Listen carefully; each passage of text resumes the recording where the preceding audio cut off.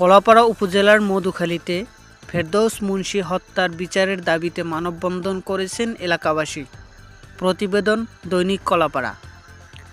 বুধবার 14 জানুয়ারি বিকেল 4 ঘটিকার সময় পূর্ব মধুখালী হাইস্কুল সংলগ্ন সড়কে এই মানববন্ধন অনুষ্ঠিত হয়েছে।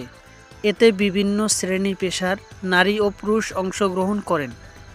মানববন্ধনে বক্তব্য রাখেন মিঠাগঞ্জ ইউনিয়নের চেয়ারম্যান সহ এলাকার গণ্যমান্য ব্যক্তিবর্গ। বক্তব্যরা বলেন, ফেরদৌস মুন্সী একজন ভালো মানুষ ছিলেন। তিনি সমাজে শান্তিপ্রিয় ও সৎ হিসেবেই পরিচিত ছিলেন।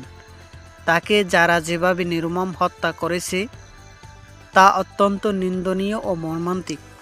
বক্তব্যরা আরও বলেন, এই হত্যাকাণ্ডের সাথে জড়িত প্রকৃত অপরাধীদের দ্রুত শনাক্ত করে আইনের আওতায় এনে দৃষ্টান্তমূলক শাস্তি নিশ্চিত করতে হবে।